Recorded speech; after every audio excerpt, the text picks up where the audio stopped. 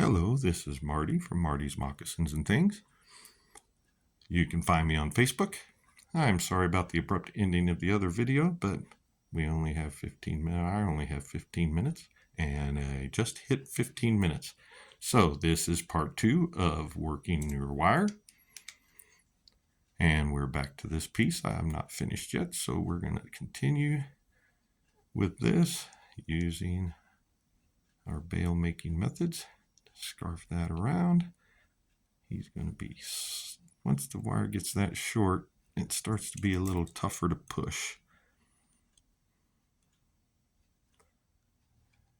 And it didn't quite make the bowl. See there? I could have used another couple of inches of wire.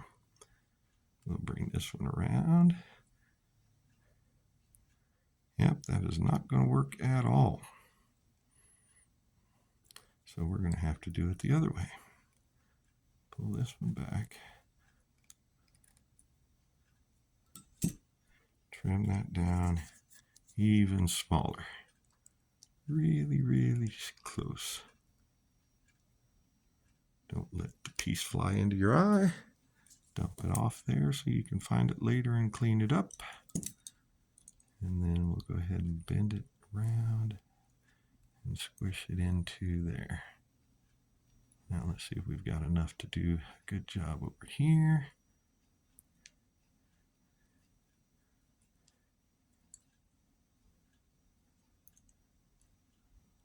Push that around.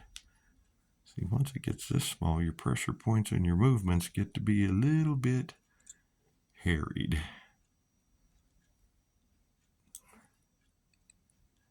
And you're trying not to leave tool marks on the wire. Sometimes it's unavoidable. Sometimes you can put tape or some type of liquid plastic coating on. I know people do that. It's something that is available. But I think, unless my stone is a really, really expensive stone, I think tool marks just adds to the character of a handmade item. So most of the time, I don't use any kind of tape or anything. There's no sharp edges. It looks a little weird, but hey, from the front, not bad. Make this round again since I squished it. And there we go. But I'm not done, because see, this is kind of loose. Got things flopping around in the back here. So here comes the bending part that I was talking about earlier. Spread these apart a little bit. Grab a hold of it, flat and even with your stone. Grip your wire tightly and do a twist. Same thing with the next wire. Do a twist. Now it is nice and tight.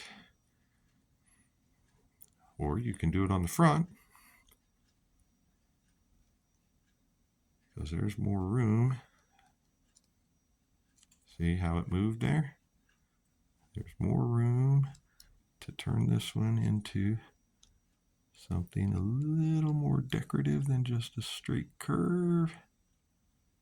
Kick that one down in there like that. There, bends.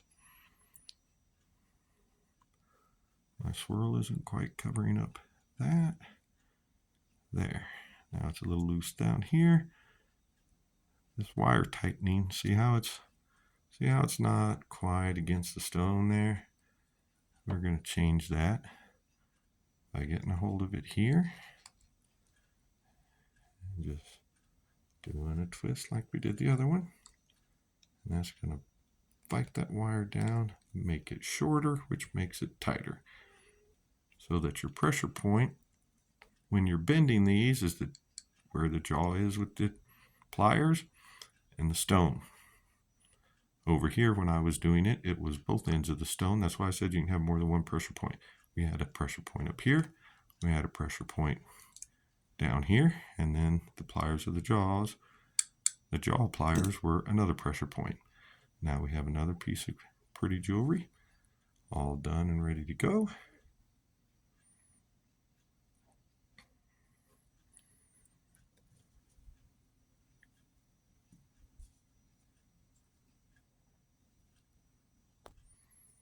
All right, looking for another stone.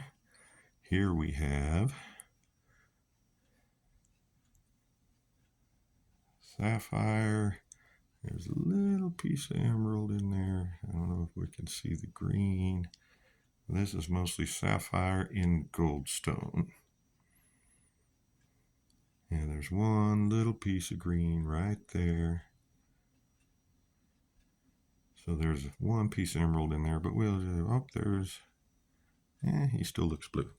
All right, we're going to use, I think we'll use gold on him. What do we think? Do we think gold?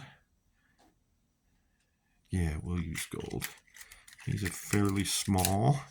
He's not quite a cabochon. He's kind of flat on the front and the back. He's just a nice, cute little oval. And I'm going to show you how to work your wires so that you have a two-sided stone, two-sided pendant, so that if they want to wear it one way, they can. If they want to wear it the other way, they can. And they'll have that option of changing it up if they want to. So as always, we make our bail, make our loops, bring them down. This one is drilled all the way through. I've been shoving both wires down in through that hole and these other stones that we've been looking at. This time we are purposely going to do one.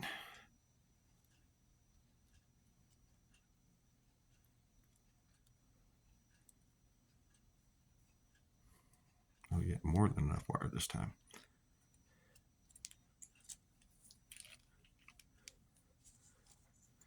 So now we have two faces of our stone. So on the front, we're just going to bring this up so that it stays where it belongs for the time being. On the back, now you can do whatever design you want, but you want it to stay on the back. So you can do curves. Like I said, over exaggerate your curves so that you get them to bend where you want them to.